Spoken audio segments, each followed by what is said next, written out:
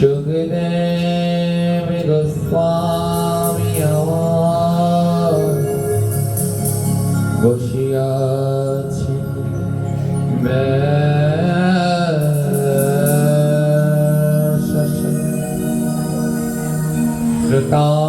শ্রোতাসনে বসিয়াছে কত জ্ঞানী গুণী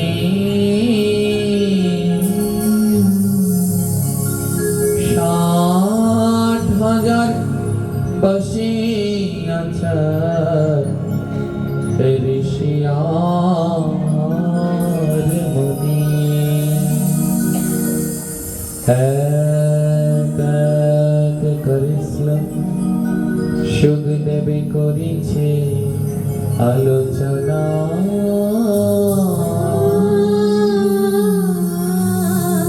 যাহা হইতে ঘুচা জীবা যতে করুণা ভগবান কথা মৃত পরমাবধূ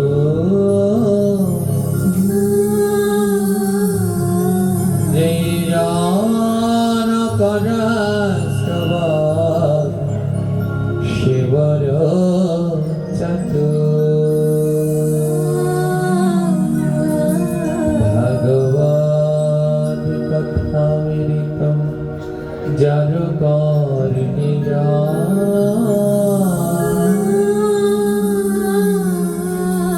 পুনরায় তার নাহি মনুষ্য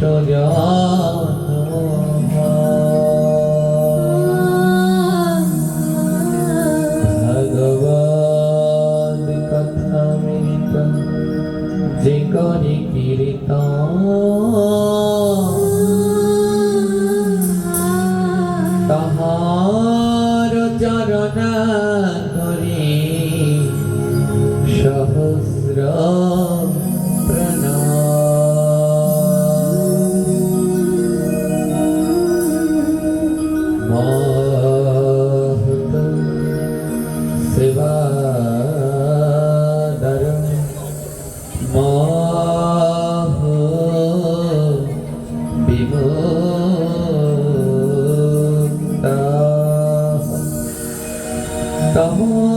তমোদরম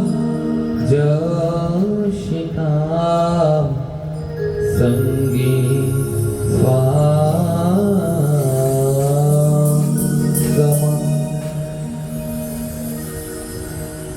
গ্রহণের এই শ্লোক আমাদের কি বললে?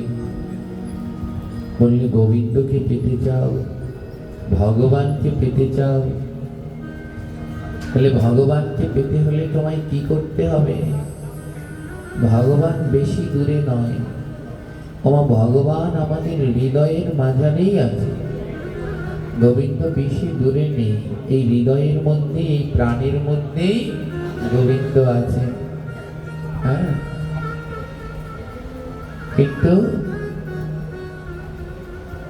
আমরা তাকে দেখতে পাচ্ছি না, জানতে পারছি না, চিনতে পারছি না। দ্রৌপদীর যখন বস্ত্রহরণ হচ্ছে, দ্রৌপদী ভগবানকে ডেকেছিল বিভিন্ন নামে। যখন সবার কাছে গিয়ে দ্রৌপদী হার মেনে গেছে, কেউ দ্রৌপদীকে রক্ষা করল না, তখন দ্রৌপদী ভগবানকে ডেকেছিল। যখন দ্রৌপদী ভগবানকে গোলকনাথ বলে ডেকেছে, সঙ্গে সঙ্গে ভগবান গোলক থেকে রওনা দিয়েছে। একটা কথা জানুন, আগে গোবিন্দকে পেতে হলে 3টা জিনিসের দরকার। কয়টা জিনিস দরকার মা?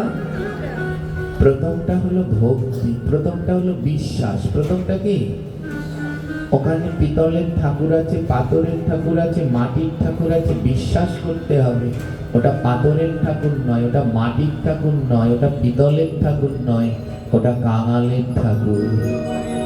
কেউ যদি কাঙাল হয়ে ডাকতে পারে, ভগবান অবশ্যই আসবেন। বিশ্বাস রাখতে হবে, ওনার কাছে দিলে উনি গ্রহণ করেন, ওনার কাছে বললে উনি শোনেন। এই গোবিন্দকে পাওয়ার জন্য সবার আগে দরকার বিশ্বাস। দ্বিতীয়তে দরকার ভক্তি।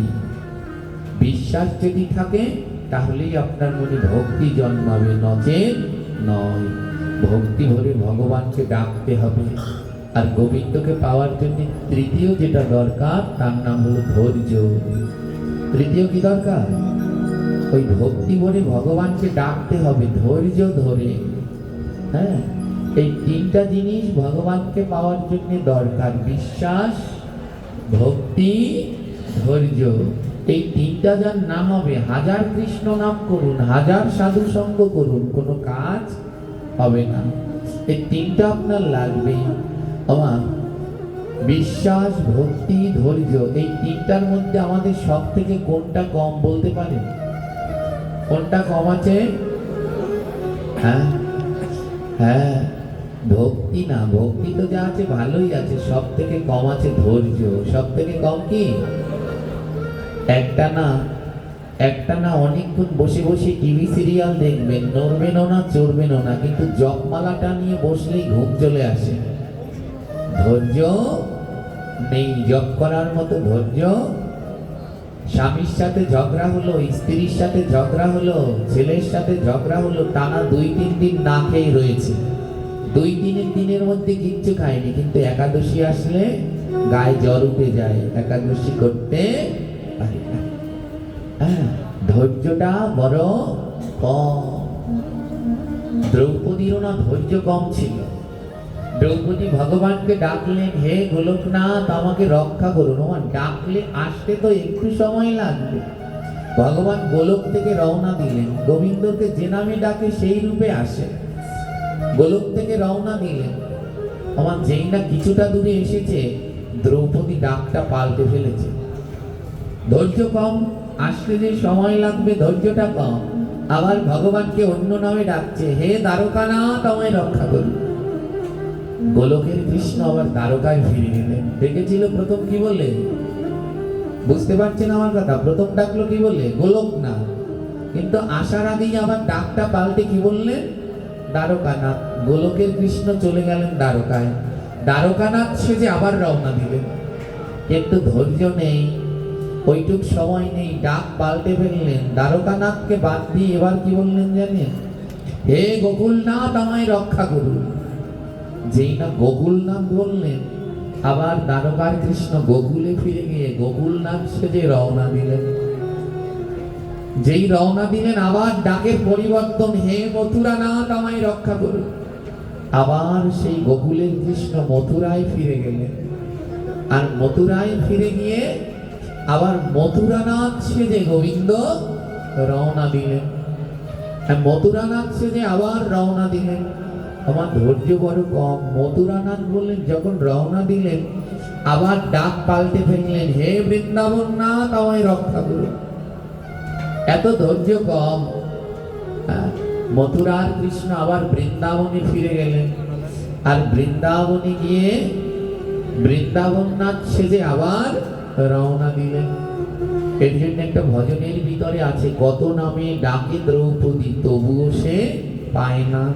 কত নাম ধরে ডেকেছিল কিন্তু আসলো না। জানেন, সবার শেষে দ্রৌপদী গোবিন্দকে বললেন, হে প্রাণনাথ আমায় রক্ষা করুন। সবার শেষে কি বললেন? হে প্রাণনাথ আমায় রক্ষা করুন। আমার যেই না হে প্রাণনাথ আমায় রক্ষা করুন এটা বলে যখন ডাকলেন, ভগবান আসতে আর দেরি করলেন না।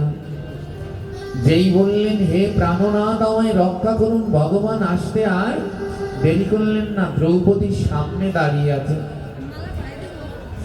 দ্রৌপদীর সম্মুখে দাঁড়িয়ে আছে। দ্রৌপদী জিজ্ঞেস করলেন, হে গোবিন্দ, হে গোবিন্দ, তোমাকে এতক্ষণ ধরে ডাকলাম, কিন্তু তুমি আসতে এত দেরি করলে কেন? হে প্রভু, তোমাকে আমি এতক্ষণ ধরে ডাকলাম, তুমি আসতে এত দেরি করলে কেন? সবাই কথার দিকে মন দিন। ভগবান বললেন, দ্রৌপদী তুমি ডাকতে জানো না, তুমি ডাকতে জানো না। যখন তুমি আমায় গোলকনাথ বলে ডেকেছো, আমি গোলক থেকে রওনা দিয়েছি, কিন্তু তোমার ধৈর্য এত কম। একটু সময়ের মধ্যে তুমি ডাকটাকে পরিবর্তন করে ফেললে। একটু সময়ের মধ্যে গোলকনাথকে পরিবর্তন করে তুমি বললে হে দ্বারকানাথ। তাই আমায় আবার গোলক থেকে দ্বারকায় ফিরে যেতে হলো। দ্রৌপদীকে বলল, ভগবান বলল, দ্রৌপদী তোমার ধৈর্য বড় কম। তোমার গোবিন্দকে ডাকতে হলে, ভগবানকে ডাকতে হলে সবার আগে ধৈর্যটা থাকা দরকার। ধৈর্য যদি না থাকে তাহলে হাজার ডেকেও গোবিন্দকে লাভ করা যায় না। আজ আমাদের ধৈর্য শক্তি এত কম যে শত ডেকেও আমরা গোবিন্দের সেই অপার করুণা কৃপা লাভ করতে পারছি না। জয় নিতাই।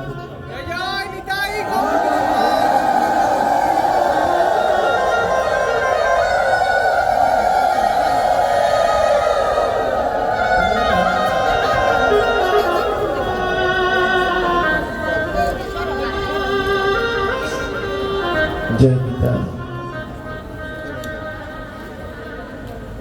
ওমা, দ্রৌপদী ধৈর্যটা বড় কম ছিল। আজ আমাদেরও এই ভক্তি জগতে ধৈর্যটা খুব কম। আর যার জন্যে আমরা বেশি দিন এই ভগবানের জগতে টিকে থাকতে পারি না। আসে অনেকে, কিন্তু থাকতে আর পারে না, কারণ ধৈর্যটা খুব কম। কি করলেন জানেন? ভগবান বললেন, দ্রৌপদী তুমি আমায় কত নামে ডাকলে। দ্বারকানাথ বলেছ, আমি দ্বারকা থেকে এসেছি। গোকুলনাথ বলেছ, আমি গোকুল থেকে এসেছি। মথুরানাথ বলেছ, আমি মথুরা থেকে এসেছি। কিন্তু দ্রৌপদী, সবার শেষে যে নামটা বলেছ ওটা যদি প্রথমে বলতে তাহলে আমার আসতে এত দেরি হতো না। ওমা, আমার সবার শেষে কি বলে ডেকেছিল? জোরে বলুন। ভগবান বললেন, এটা যদি প্রথমে বলতে তাহলে আমার আসতে দেরি হতো না। ও দ্রৌপদী, জয় নিতাই।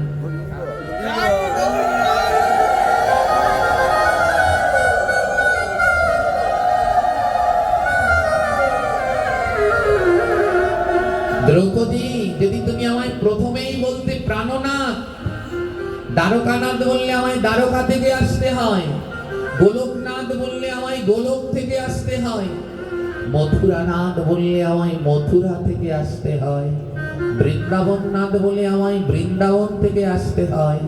কিন্তু কেউ যদি আমায় প্রাণনাথ বলে ডাকে, আমি সঙ্গে সঙ্গে তার প্রাণের ভিতর থেকে বেরিয়ে তার সম্মুখে হাজির হয়ে যাই।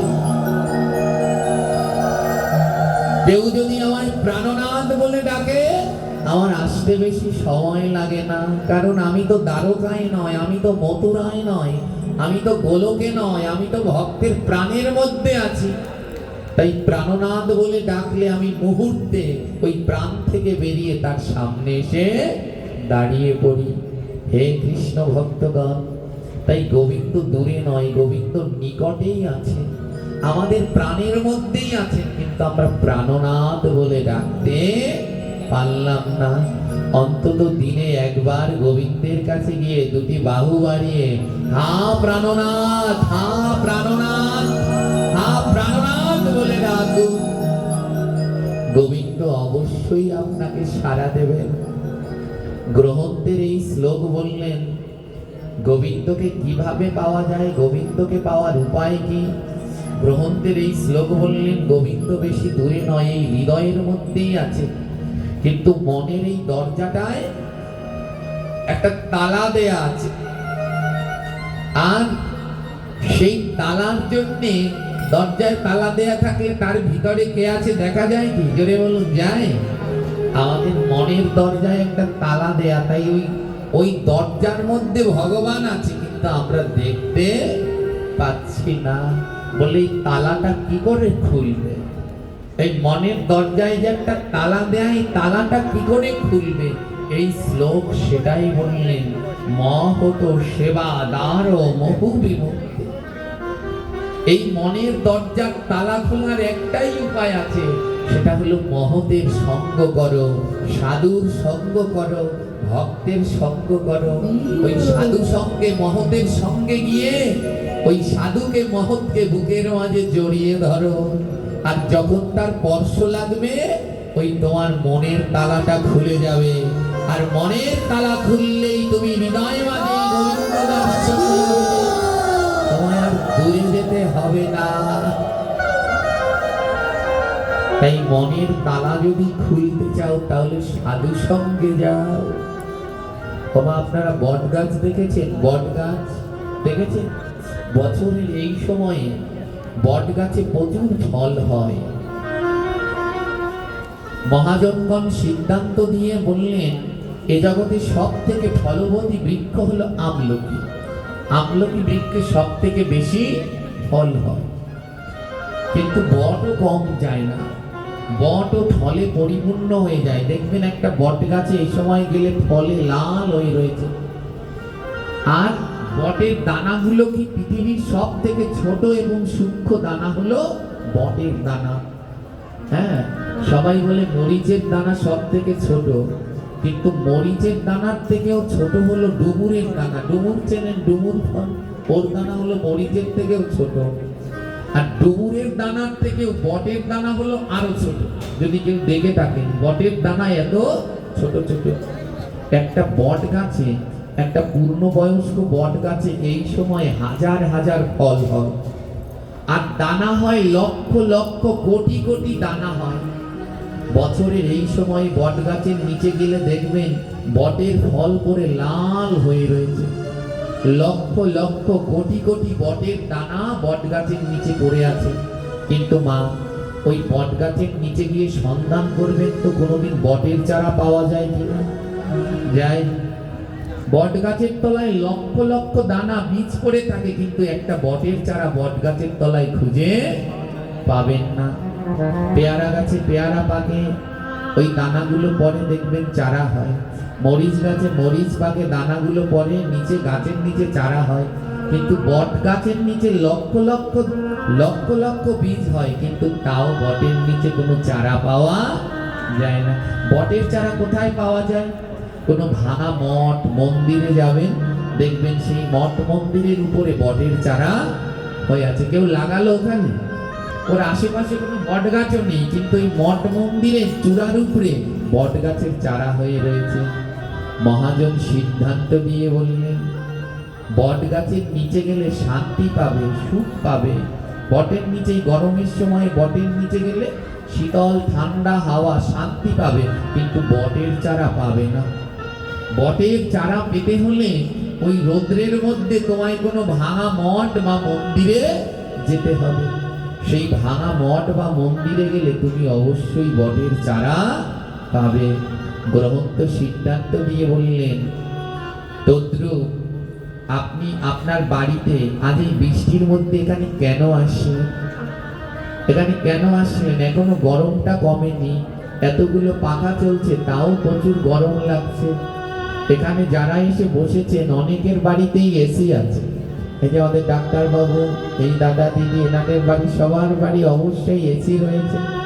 এসির মধ্যে বসতে পারতেন, শীতল পাখার নিচে বসতে পারতেন, শীতল পাটি লেজে ঠান্ডা ওর মধ্যে বসতে পারতেন। এখানে কেন আসলেন? গাদাগাদি করে এখানে কেন বসলেন? এই ধুলোবালির মধ্যে গাদাগাদি করে, জায়গা কম, এই বৃষ্টির মধ্যে এত কষ্ট করে এখানে এসে কেন বসলেন?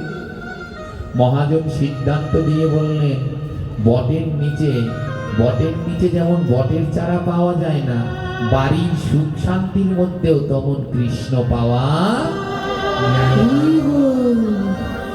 আপনি ওই বাড়িতে এসির মধ্যে বসে মালা জপ করতে পারতেন, পাখার নিচে বসে জপ করতে পারতেন, বলে পাবেন না। ওই বটের নিচে যেমন বটের চারা পাওয়া যায় না, বাড়িতে সুখ শান্তির মধ্যেও কোনোদিন কৃষ্ণ পাওয়া যায় না। বটের চারা পেতে হলে যেমন কোনো ভাঙা মঠ মন্দিরে যেতে হয়, আর গোবিন্দকে পেতে হলে এমন সাধু গুরু বৈষ্ণবের কাছে আসতে হয়। এমন সাধু গুরু বৈষ্ণবের কাছে না আসলে কোনোদিন গোবিন্দ পাওয়া যায় না। তোমার মনের দরজাই খুলবে না। মনের দরজা যদি তুমি খুলতে চাও তাহলে ভক্তের কাছে যাও, সাধুর কাছে যাও, বৈষ্ণবের কাছে যাও, আর তাদের স্পর্শে, তাদের কৃপায়, তাদের অঙ্গ বাতাসে, তাদের চরণ ধুলিতে তোমার হৃদয়ের মন্দিরের দরজা খুলে যাবে। আর ওই মন্দিরের দরজা খুললে তুমি দেখতে পাবে হৃদ মন্দিরের মধ্যে রত্নবেদীর উপরে রাধা কৃষ্ণ যুগল রূপে বসে আছেন। রাধা কৃষ্ণ প্রাণ মোর যুগল কৃষ্ণ। রাধা কৃষ্ণ প্রাণ যুগল রাধা কৃষ্ণ প্রাণ মোর যুগল কৃষ্ণ। রাধা কৃষ্ণ প্রাণ যুগল আর জীবনে মরণে গতি জীবন মরণে গতি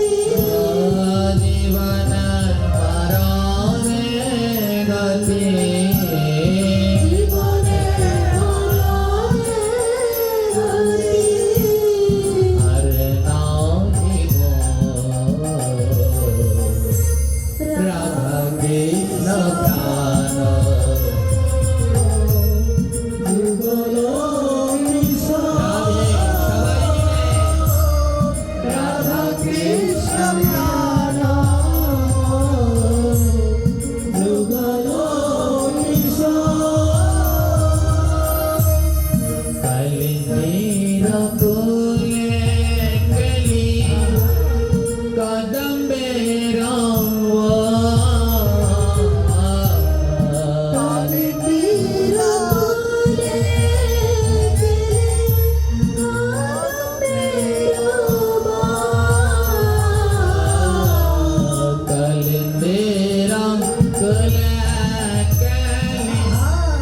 কদম্বের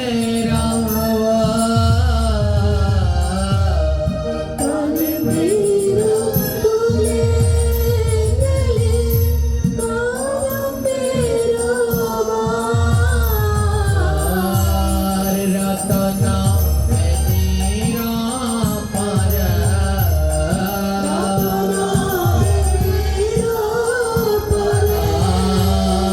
রতনা মেদিরা পার বসব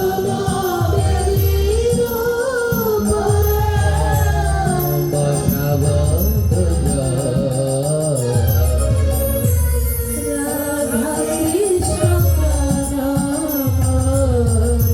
যুগল কৃষ্ণ রাধা কৃষ্ণ প্রাণ মোর যুগল কিশোর। রাধা কৃষ্ণ প্রাণ মোর যুগল কিশোর। রাধা কৃষ্ণ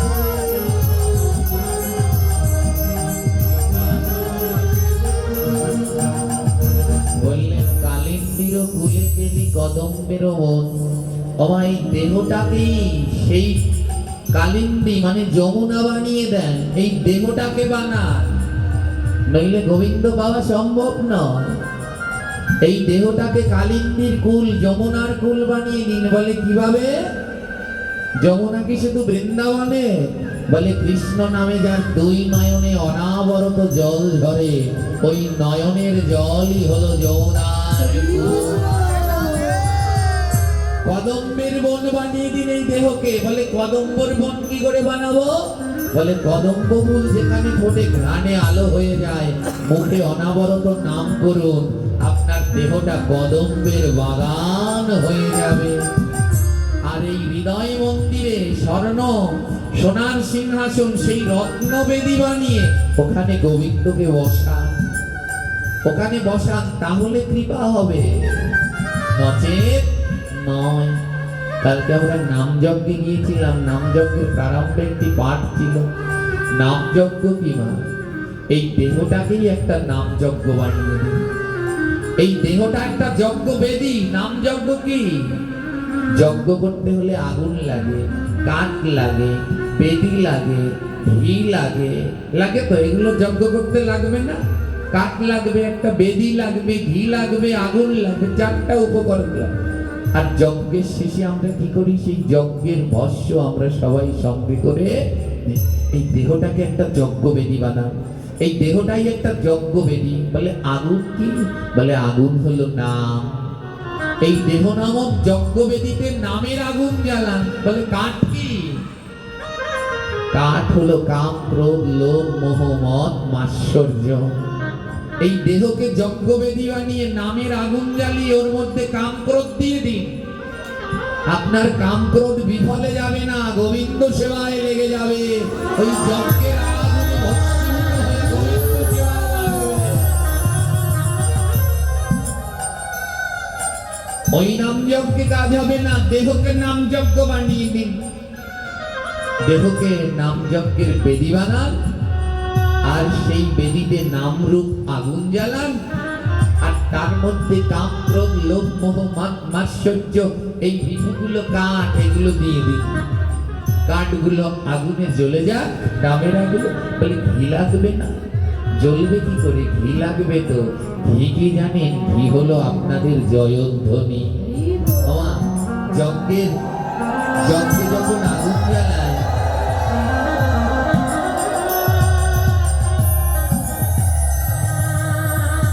যজ্ঞে যখন আগুন জ্বালায়, দেখবেন যজ্ঞটা যখন নিবু নিবু হয়ে যায়, মাঝে মাঝে পুরোহিত কি দিচ্ছে? ঘি দিচ্ছে। ঘি দিলে আবার দাউ দাউ করে আগুনটা জ্বলে ওঠে। এই যে আজ সাধু সঙ্গে বসেছেন, মাঝে মাঝে ঘুম আসছে, অন্য চিন্তা আসছে, কিন্তু যেই না আমাদের মায়েরা জয়ধ্বনি দিচ্ছে, ওই ঘিয়ের মতো দাউ দাউ করে সব দূর হয়ে আবার জ্বলে উঠছে ভক্তিটা হৃদয়ে মাঝে। দেহকে যজ্ঞের বেদি বানিয়ে দিন। বলে নেব কি? যজ্ঞ শেষে তো যজ্ঞের ভস্য টিকা নিয়ে যায়, এখান থেকে নেব কি? বলে এখান থেকে ভক্তের চরণ দুলি নিয়ে যান। আজ এখান থেকে যত পারেন এই ধুলো নিয়ে যান, জীবন ধন্য। রাধা কৃষ্ণ প্রাণ মর যুগল কেশা।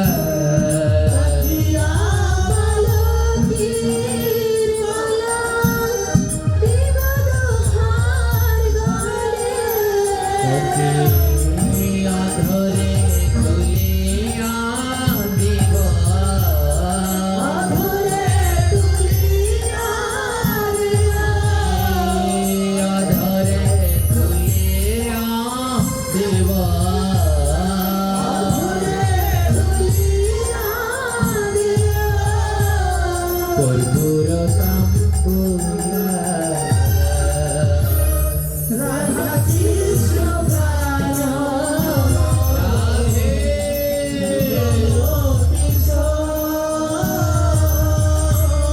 রাধা কৃষ্ণ প্রাণ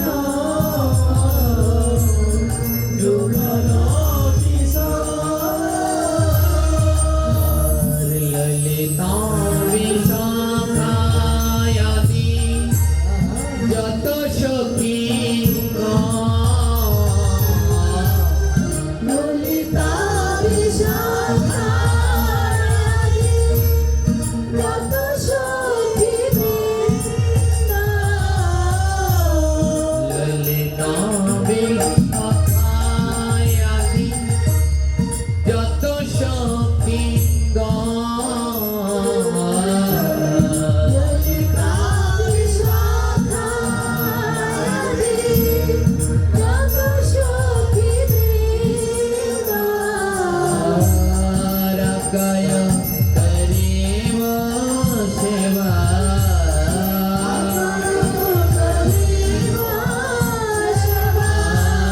রাগায় করিব সেবা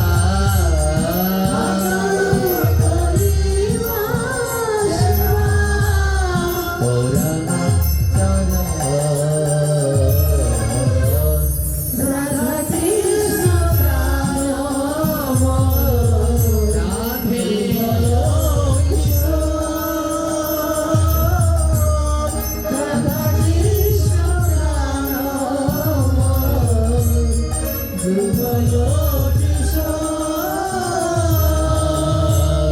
শ্রী কৃষ্ণ চৈতন্য